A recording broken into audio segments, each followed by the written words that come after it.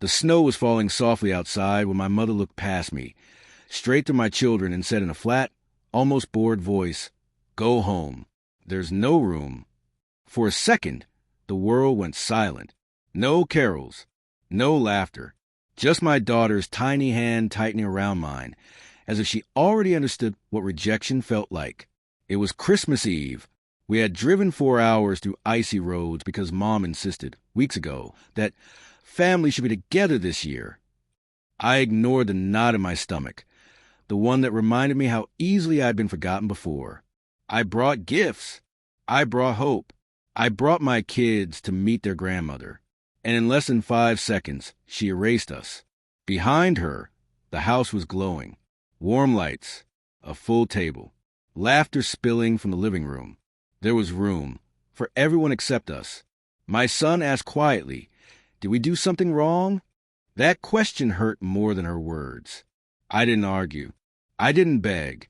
I smiled, nodded, and said, "Okay, Merry Christmas." She closed the door before I finished the sentence. We drove away in silence. I pulled into a cheap motel off the highway, the kind with flickering lights and thin walls. I used my last cash to buy hot chocolate from a vending machine and told my kids we were having a special adventure Christmas.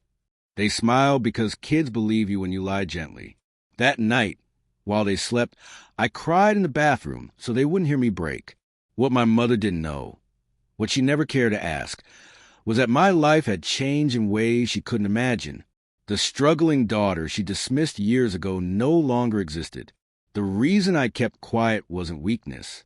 It was patience. 2 weeks later, my phone rang.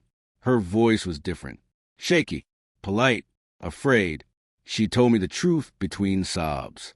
The house wasn't really hers. It was tied to a trust my late father had set up, one I was the executor of. The final transfer required my signature. Without it, the property would be sold. She had assumed I'd handle it like always. I remember the cold in her eyes on Christmas Eve. "No room," she said. I told her I'd think about it. That evening, I took my kids to look at a new house. Our house. A place with space, warmth, and a backyard where rejection couldn't reach them. I posted a single photo online. The 3 of us decorating a tree, laughing, safe. No caption, just peace. The next morning, my mother showed up at my door. She stood there smaller than I remembered, clutching a bag of late Christmas gifts.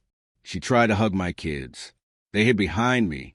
That was the moment she realized damage can't be undone with wrapping paper. "I didn't mean it," she whispered. I was overwhelmed. I looked past her, the way she once looked past us. Calmly, I said, "You said there was no room." I listened. I had already signed the papers, but not for her. The house was sold. The proceeds went into college funds of my children, exactly as my father intended. She would have somewhere to live, but it wouldn't be built on entitlement. She cried. She apologized. She begged. I didn't raise my voice. I didn't insult her. I just closed the door gently, firmly, and finally, that Christmas Eve taught me something powerful. The coldest rejection can become the warmest turning point. You don't always need revenge that screams. Sometimes the strongest revenge is building a life so full that the people who once pushed you out no longer fit inside it. And this time, when I looked at my children laughing by our tree, I knew one thing for sure. There would always be room.